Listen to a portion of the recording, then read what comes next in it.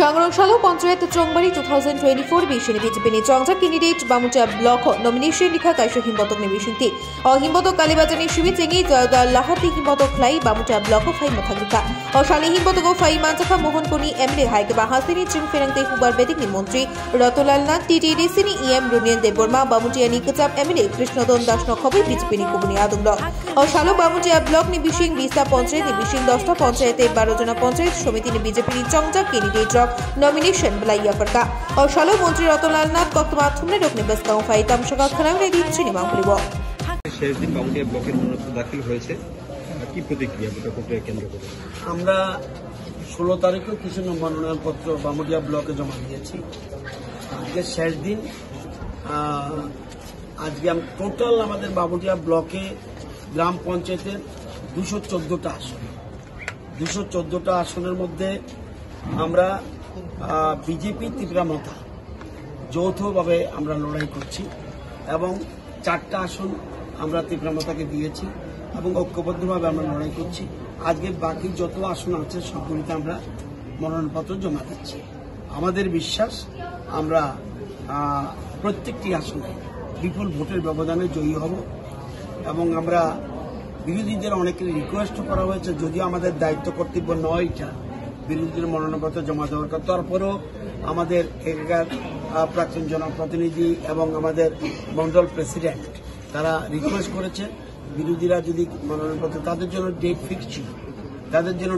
ছিল কিন্তু একজনও আসেনি তারপরেও আজকে যদিও ডেট ফিক্স না তবু যদি এসে জমা দেয় আমাদের কোনো অসুবিধা নেই আমরা জানি প্রতিযোগিতা হলেও আমরা বিপুল ভোটের ব্যবধানে জয়ী হব একটা পঞ্চায়েত রাজনীতির নতুন সমীকরণ ত্রিপুরাতে যেটা হচ্ছে তীব্রামতার সাথে আপনাদের অ্যালায়েন্স করে এবার পঞ্চায়েতের নির্বাচনে লড়ছেন সমীকরণটা কেমন হতে পারে ফলাফলটা কি হতে পারে আশা করছেন একটা জিনিস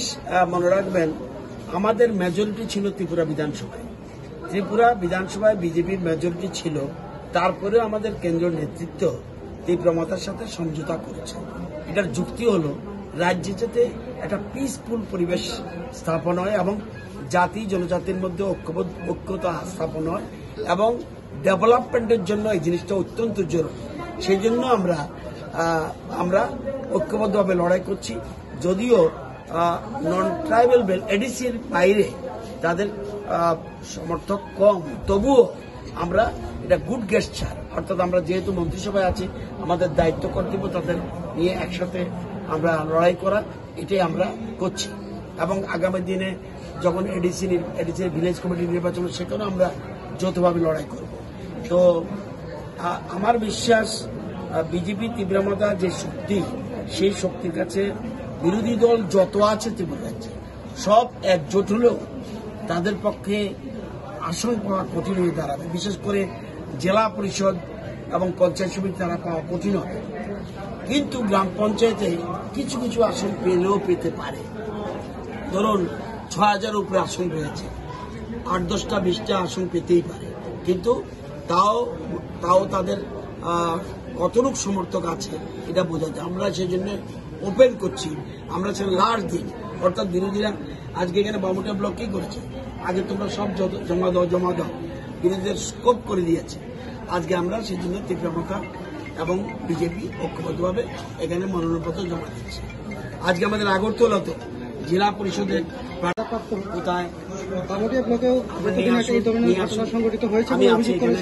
আমি দরকার হলে আপনি বললে আমি 1 ঘন্টা থাকবো নিয়ে আসুন কেউ বাধা দিচ্ছে না এটা হলো তাদেরকে কৌশল কিছু বলার জন্য পালানোর জন্য একটা রাস্তা খোঁজা কোনো প্রার্থী তাদের নেই আমি শুনেছি একজন মাত্র নির্দল প্রার্থী পুলিশ স্টেশনে রিকোয়েস্ট করেছে আমাকে বাড়ি থেকে নিয়ে যান এটা পুলিশ করবে কিনা তার ওনার দায়িত্ব কিন্তু আমি কোনো রাজনীতি আমি একটু আগে খোঁজ নিয়েছি লেপুঙ্গা পুলিশ স্টেশনে যে কোন রকম কোনো রিকোয়েস্ট এসছে একজন নির্দল প্রার্থী আমাকে রিকোয়েস্ট করেছে তাকে বাড়ি থেকে নেওয়ার জন্য পুলিশ সেটা নেবে কিনা আমার ব্যাপার না আর পুলিশ যদি এরকম ভাবে বাড়ি থেকে আনতে যায় এটা অন্যরকম সমস্যা দেখা দেবে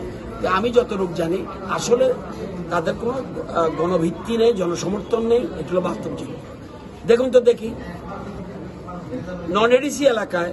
তীব্রামতার তো তত শক্তি নেই তাহলে তীব্রামতা কেন ক্যান্ডিডেট দিচ্ছে এটা বুঝতে হবে। তারা তো ক্যান্ডিডেট দিচ্ছে, ক্ষুদ্র সামর্থ্যের মধ্যে যতটুকু সম্ভব তারা প্রার্থী দিচ্ছে। আপনার গণতান্ত্রিক ব্যবস্থায় আপনাকে নির্বাচন প্রতিযোগিতা করতে হবে, এবং এটা হলো নির্বাচন হলো গণতন্ত্রের উৎসব। এই উৎসবে যদি অংশগ্রহণ না করে তাহলে কোথায় করবেন?